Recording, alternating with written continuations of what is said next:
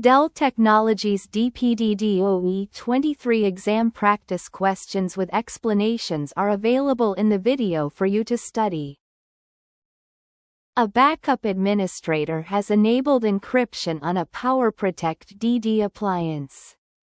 They are attempting to change the passphrase. What is a consideration when changing the passphrase? A.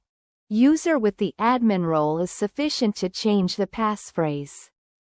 B. File system must be enabled before changing the passphrase. C. File system must be disabled before changing the passphrase. D. User with the security role is sufficient to change the passphrase. The answer is C. When encryption is enabled on a Dell PowerProtect DD data domain appliance, changing the encryption passphrase requires that the file system be disabled. This is because the passphrase is tied to how the encryption keys are managed, and modifying it while the file system is active could result in data access issues or encryption errors. Additional notes. Only users with appropriate privileges, typically with security role, are allowed to change encryption settings. Disabling the file system ensures the encryption metadata can be safely updated without impacting ongoing data operations. When following Dell best practices, which PowerProtect DD management role is recommended for a DD Boost user? A. Backup operator. B. Security. C. None. D. Admin. The answer is A. According to Dell best practices, when configuring DD Boost users on a PowerProtect DD system, the recommended role assignment is Backup operator. This role provides sufficient privileges for the user to perform backup and restore operations using DD Boost, without granting unnecessary administrative or security permissions. Where can daily information on system and M-tree capacity be found? A. Auto Support Report. B. DDSM Health Overview. C. Message Log. D. Support Bundle. The answer is B. DDSM, Dell Data Domain System Manager, Health Overview provides a graphical dashboard where administrators can view daily information on system capacity usage, M-tree capacity, performance metrics, alerts and warnings. This is the most convenient and Dell recommended place for daily monitoring of storage usage and health metrics. A company that handles critical data wants to replicate their entire system onto a destination system at a remote site. They want to ensure that the replicated data remains unchanged. Which type of PowerProtect DD data replication performs the fastest? A. Collection. B. Directory. C. Pool. D. M-tree. The answer is D. M-tree replication in PowerProtect DD is the fastest and most efficient replication type for the following reasons. It replicates deduplicated data at the M-tree, logical partition, level, making it bandwidth efficient and fast. Ensures data integrity by verifying that the replicated data remains unchanged. Suitable for critical data protection and disaster recovery scenarios. A backup administrator is investigating the file system log of their source DD9900. They noticed an error on the file system and quickly corrected the issue. However, 30 minutes after making the fix, the error status has not changed. Why is the error still appearing in the file system log? A. System status messages are updated hourly. B. Corrected errors do not reappear in logs. C. System status messages are updated every 45 minutes. D. System status messages are only available through CLI. The answer is A. On Dell PowerProtect DD systems like the DD9900, the system status messages, including those shown in the file system log, are typically refreshed every hour. This delay explains why a corrected error may still be visible for up to 60 minutes after the fix is applied.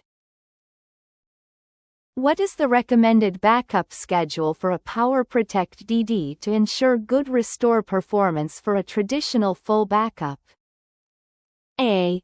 Every month. B. Every 2 months. C. Every 2 weeks. D. Every week. The answer is D. For PowerProtect DD systems, to ensure good restore performance and efficient storage utilization, the recommended backup schedule for traditional full backups is 1 full backup every week. Why weekly full backups are recommended?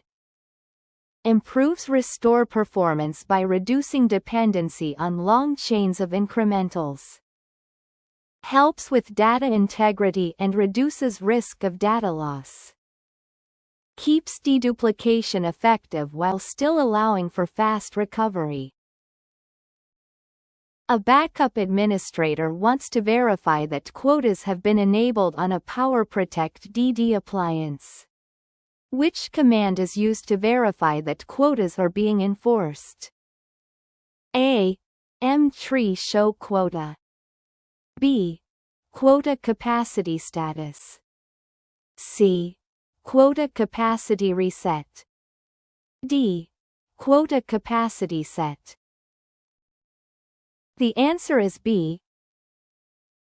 To verify that quotas are enabled and being enforced on a PowerProtect DD appliance, the correct command to use is quota capacity status. This command provides information about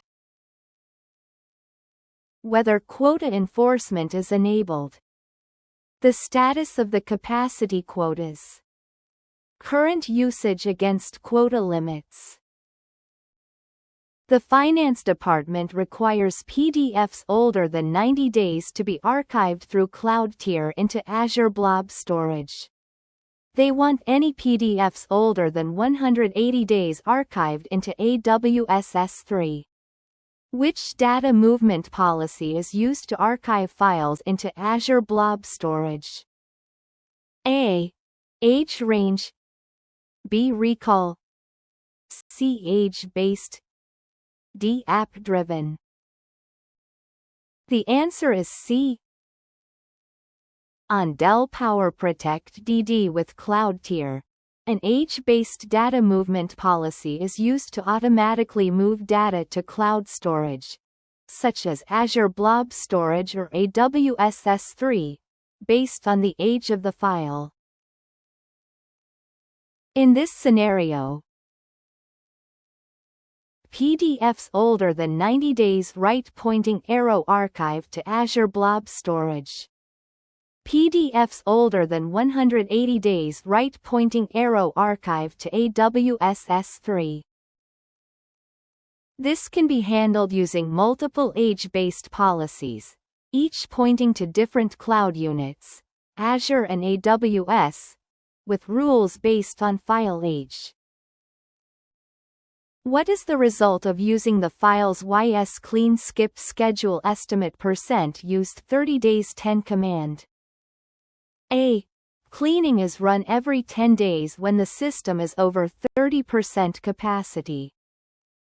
B. Cleaning is run every 10 days using no more than 30% system resources. C. Cleaning is run every 10 days when the system is under 30% capacity. D. Cleaning is run every 10 days using more than 30% system resources. The answer is A. The command SQL files ys clean skip schedule estimate % used 30 days 10 configures the cleaning schedule on a Dell PowerProtect DD system based on estimated system capacity usage. Breakdown of the command. Estimate % used 30. The cleaning process will only run if the system is estimated to be over 30% capacity.